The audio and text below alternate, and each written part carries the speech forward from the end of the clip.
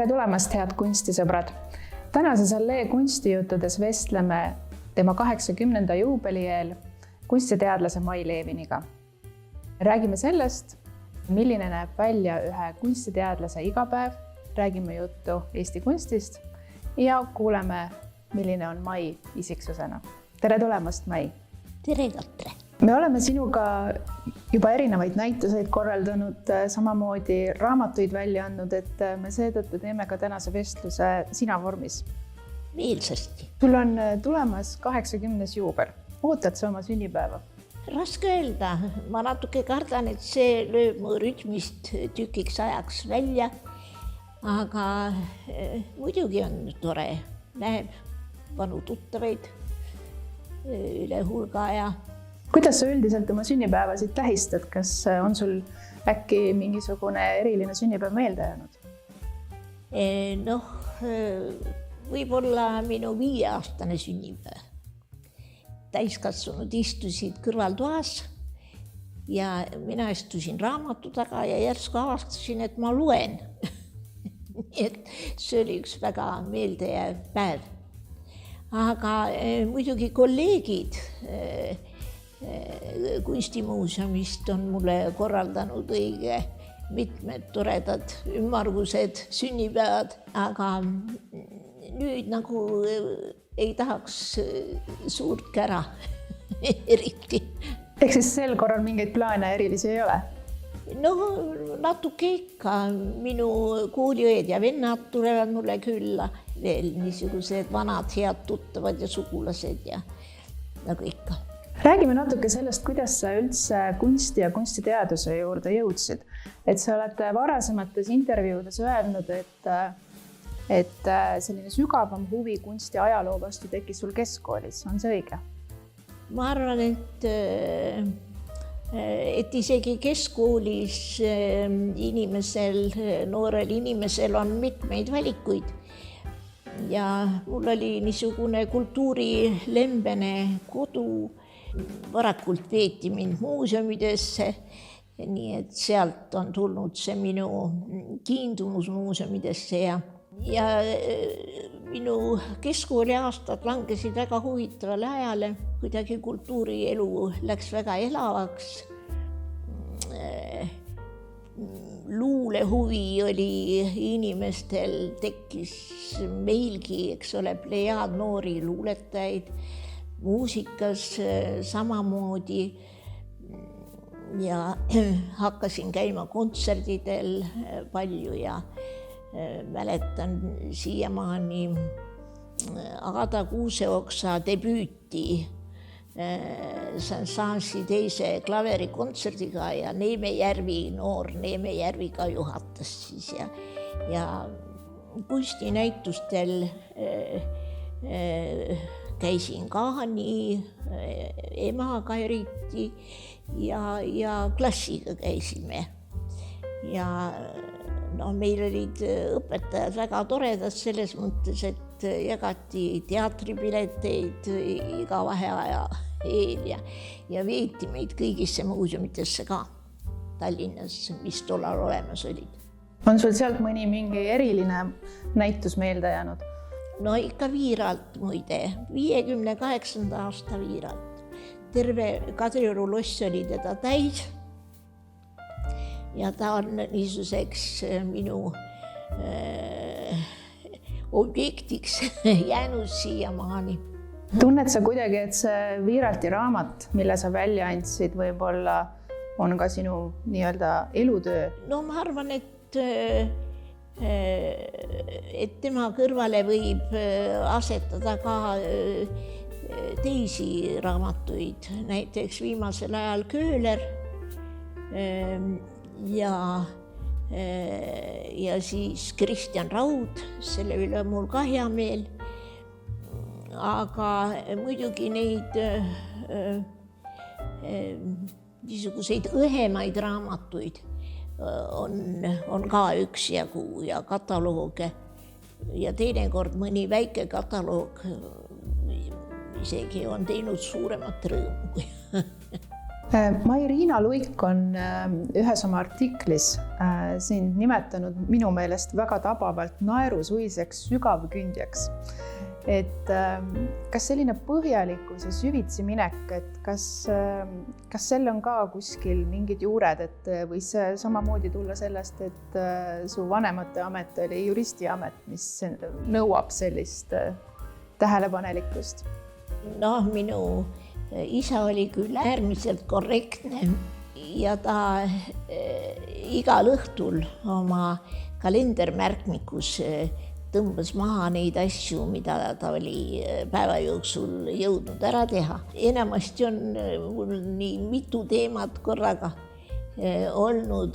See on tulnud ka muuseumitöö spetsiifikas lihtsalt. Vanasti me pidime aastas tegema õige mitu näitust, igaüks meist. Ja siis tekkis ka niisugune harjumus tegeleda korraga mitme asjaga. Ja see võib-olla ongi väga hea, sellepärast, et kui sa korraks lülitad ennast välja ja tagasi tuled selle teema juurde, siis võib-olla näed seda värske pilguga, mis sa oled teinud. Nii et ka Viiratit ei ole ma teinud muidugi kõik need pikad aastakümned kogu aeg järjest, vaid kogu aeg on ka midagi vahel olnud. Ehk sul on korraga alati mitu projekti käigus?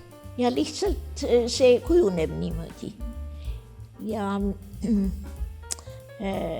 ma ikka lohutan ennast Goethe sõnadega, et olen ennast aina killustanud, aga ikkagi kuidagi tervikuks jäänud. Sa õppisid Tartu Ülikoolis ajalugu ning spetsialiseerusid kunstiajaloole. On sul mingisuguseid väga eredaid mälestusi oma ülikooli ajast? Ülikooli aeg nagu ikka, ma olin ju mitte statsionaarne, ma läksin tööle. Ma kuidagi ei tahtnud Tallinnast lahkuda. Ja esialgu olin natuke aega teatri- ja muusikamuuseumis ja siis mõne aja pärast maandusin kunstimuuseumis. Aga ülikool nagu ülikool ikka, eks eksamipabin ja siis loengutelt äraminek teatrisse näiteks või. Aga minu ajal olid mõned sümpaatsed vanad professorid. Oli ladina keele õppejõud Heinrich Freimann, keskaja õppejõud Julius Madisson, samuti Richard Kleisile andsin loogikaeksami ära ja rääkimata Voldemar Vagast, kes oma kõhnukestel õlgadel vedas siis kogu seda kunstiajaloo õpetust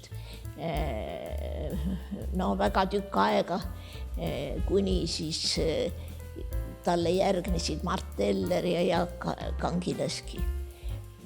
Nii et nad kõik olid väga koloriitsed kujud ja polnudki nagu nii tähtis see, mida nad rääkisid, aga nende ümber oli niisugune aura ja nad olid isiksused. Nii et neid ma mäletan rõõmuga. Siit olekski sobilik edasi minna juba kunstiteemade juurde, et sellele küsimusele, mis üldse on kunst või siit edasi minnes, et mis on hea kunst, on läbi aegade vastuseid otsitud. Ja kui 1994. aastal tegi Ants Juske sellise näituse nagu Kunstipiirid, siis seal ta täpselt selle sama teema üle ka arutles ja tema enda meelest tõi üheks selliseks mõõdupuuks eksponeeritavuse. Et mis sinu jaoks üldse sellise hea kunsti või üldisemalt kunsti mõõt on?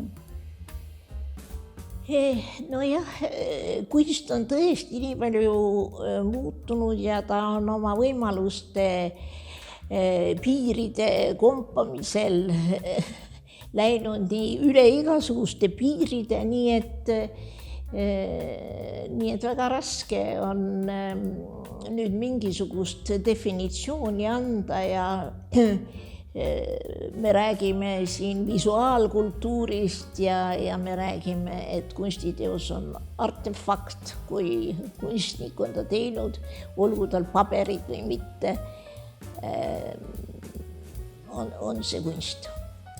Ja lõppude lõpuks tõesti, kunst võib olla halb ja hea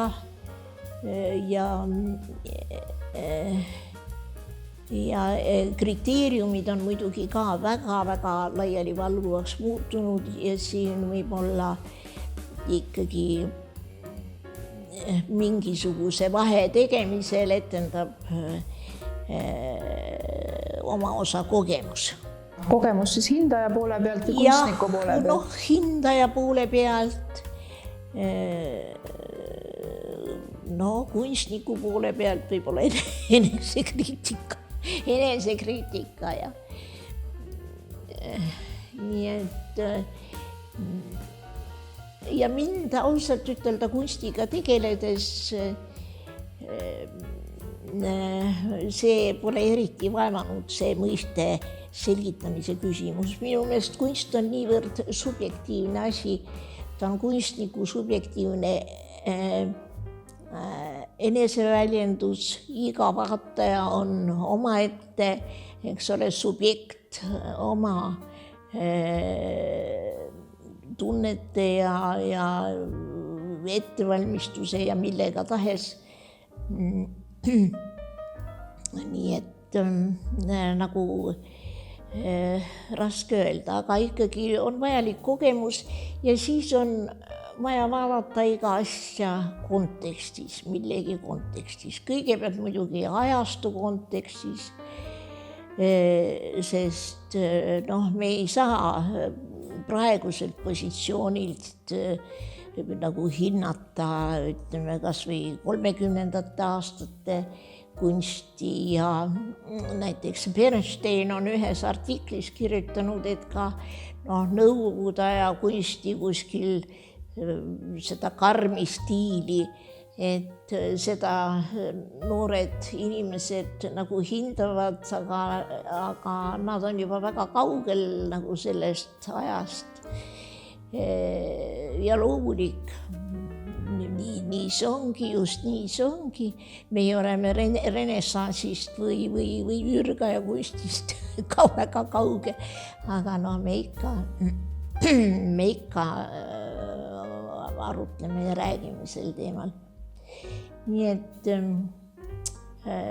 et kunst muutub ja tema retseptsioon ka kogu aeg muutub. Nii et me peame selle muutumisega lihtsalt kohanema ja leppima. Ehk siis sa arvad, et ka näiteks tänapäeva praegust kunsti enim oskavad hinnata just kaasaegsed? Nad elavad selle sees ja kindlasti me ühe vanema tuttavaga ütlesime, et nagu enam nagu ei ole nii huvitav kunstinäitustel või selles mõttes, et siis olid nagu ise noorem ka ja vastuvõtuvõime oli niisugune ja sa olid nagu see kunst, mis oli sinu ümber, nagu kujundas sind. Aga niisugused teatav niisugune põlvkondlik distants ikkagi mängib rolli. Minu meelest. Aga teisalt, nagu ma ütlesin, me ei saaks ju üldse tegeleda vanema kunstiga, kui me leiaksime, et ainult kaasaegne võib adekvaatselt hinnata või midagi nii, aga muidugi me peame saama või olema võimelised kuidas tolleaegne vaataja võis või mingisugustele faktidele, allikatele tuginedes me võime vaadata, et kuidas see asi tollal võis olla. Sa oled oma elu jooksul saanud lähedaseks sõpradeks ka päris paljude tuntud kunstnikega. Et kui sa oled pidanud samas kriitikutööd tegema, näituste arvustusi kirjutama, et kuidas sa oled suutnud selle töö ja eraelu sõpruse lahus hoida? Ausalt öelda ma ei ole nagu kunstnikega nii eriti semminud, võiks ütelda.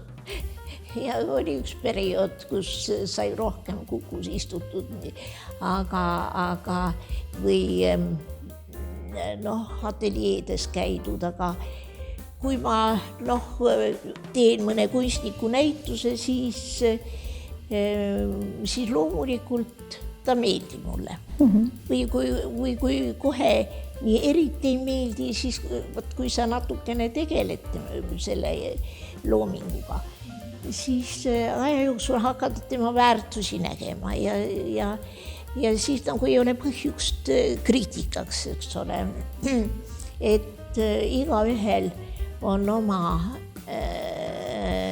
väiksed möödalaskmised ja ebaõnnestumised, see on ka selge, ka kõige suurematel kunstnikel. Võib-olla, kui ma mõtlen praegu, et järsku mõni mineviku suurus, et kes see võis olla, kellel võis olla ebaõnnestunud töid. Aga võib-olla lihtsalt on need jäänud tal signeerimata ja me ei tunne ära. Et need on seal Rembrandti või teab kelle tööd. Aga mulle, kuna Leo Laapin on meid lahkunud, siis ma mäletan, et ükskord ta pani välja musta ruudu risti ja sõõri näitusele. Ja siis mina kirjutasin lehes, et Malevitš on need juba ära teinud, milleks seda teha. Ma sain kohe Heinz Valgult nina pihta, et tegelikult peab olema igas kohas või igal maal peab olema, igas kunstis peab olema oma must ruut. Aga ega niisuguse asja pärast meie suhted Laapiniga muidugi kuidagi halvemaks ei läinud, vastupidi, ta oli alati väga tore ja sõbralik ja ta oli muide suur abimees ja muide ta oli suur abimees ka Kumu ehitamisel, ta nagu toetas meid, oli toetav hääl avalikkuses. Sa mainisid siin Kuku klubis käimist, et mis ajal see oli ja kes oli seal mingisuguseid toredaid nimesid, keda sa võiks välja tuua? No ma ei tea, siis oli Kukus, see oli kuskil, ma hakkasin siis natukene ka kriitikat kirjutama, see kriitika oli ka nii, nagu ma ütlesin, impressionistlik ja siis ja vahel Inge Tederi ajal läks näituste tegemine väga intensiivseks ja siis vahel peale näitusi muuseumidamid siis vajusid ka Kukusse ja seal oli näiteks Leopold Ennossaar. Ta oli istus seal ühes nurgalauas alati niisugune väga peenetundeline ksülograaf, aga natuke vähe viljakas, sest ta lihtsalt mõtiskles Kukus elu üle konjaki klaasi taga aga ta oli niisugune tore vestluskaaslane alati, et ta ei vajunud ära, ta oli alati väga džentelmenlik. Ja mul on hea meel, et 90ndate lõpus sai teha tema mälestusnäituse Rüütelkonna hoones. Kui rääkida rahvusest, siis mis sa arvad, kui suurt rolli üldse rahvus ühe kunstniku edus mängib? Et kui siin näiteks lihtsalt filosofeerida, et kui Monet oleks olnud eestlane või Konrad Mägi näiteks prantslane, et oleks see midagi muutnud? Niisugustes suurtes riikides minu arvates suur osa inimesi ei tunne hästi oma endagi kultuuri, rääkimata mõnest väiksemast rahvast. Ja samal ajal igal puhul on inimesi, kes tegelevad niisuguse nagu suhteliselt vähetuntud kultuuriga. Ütleme, meie Kalevipoeg on viimasel ajal tõlkinud Antoine Chalvin Prantsusmaal, kes on väga palju ära teinud Eesti kirjanduse tutvustamiseks Prantsusmaal. Ja teisalt Gunter Škodinš Lätist. Ma kohe imetlen neid, sest see Kalevipoja tõlkimine on minu meelest tõesti vägilase töö. Aga muidugi me ei pea lootma ainult niisugustele entusiastidele, niisugustele fanaatilistele huvilistele, vaid me peame ikkagi ise tegelema enese reklaamiga palju rohkem kui seni. Näiteks lätlased annavad välja palju rohkem ingliskeelseid raamatuid oma kunstnikest. Aga kuidas sulle tundub, kas eestlane on piisavalt kunstihuviline sinu meelest? Käib ta palju muuseumis? Ma ei oska praegu ütelda, kuidas nüüd koroona ajal need numbrid olid ja mulle tundub, et käib hästi ja et noor publik tuleb meelsasti Kumusse, mis on muidugi Kumu hea töövili. Aga mõned minu tuttavad käivad seal alatasa, aga muidugi ma arvan, et ka koolid võiksid sellele rohkem mõelda. Sellepärast, et lapsed muidugi on niisugused, et nad kipuvad laiali valguma ja nad ei armasta eriti kuulata, mis teile räägitakse. Aga niisugused käigud jäävad neile ikkagi meelde. Kuskile nad vajuvad, kuskile alateadvusse ja et see on oluline vedada lapsi igale poole ja näidata neile kõike võimalikku looduses või kultuuri mõttes.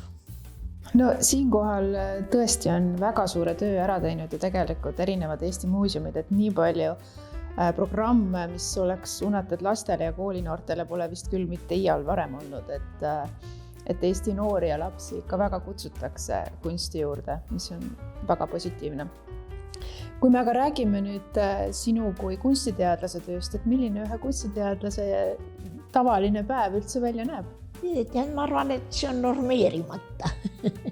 Sellepärast, et vahel juhtub ju igasuguseid olmelisi asju või ootamatusi. Nii et vahel mõtted asjade peale ka öösel kujuni ei tule. Nii et ja eks kirjutamise jaoks peab ka olema vormis. Eks sa tead omast käest, et see nõuab ikkagi kontsentreerumist ja natuke istumist, vaprat istumist. Igasugused uurimused nõuavad sinult, et sa läheksid arhiivi ja raamatukokku ja niisugused kohad on ju kõik tähtsad. Su hea kolleeg Tiina Abel on öelnud sinu kohta, et sa oled entsüklopeedia kahel jalal. et kuidas sa oma mälu treenid, et see nii terav on? Tead, ma arvan, et see on tal liialdus, sest võib-olla on see hoopis see mälu hoopis ühel jalal. Ma kuidagi ei treeni, aga lihtsalt mõned asjad jäävad ju meelde, kui sa tunned huvi või kui sa oled emotsionaalselt suhtunud, siis nad jäävad nagu iseenesest meelde. Ja üldiselt ma suhtun kunsti emotsionaalselt, midagi ei ole teha. Milline oli viimane näitus, mida sa külastasid ja mis sulle sellise emotsiooni tekitas? Kumus on praegu Liis Pählapuu koostatud talomuru. See on päris tore näitus ja siis mulle meeldib ka selle põhikorruse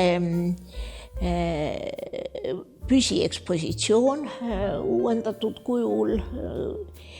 Kujundanud on selle Tõnis Saadoja, koostanud Kadi Polli ja Linda Kaljundi. Ja ta mõjub värskelt ja palju uut materjali on ja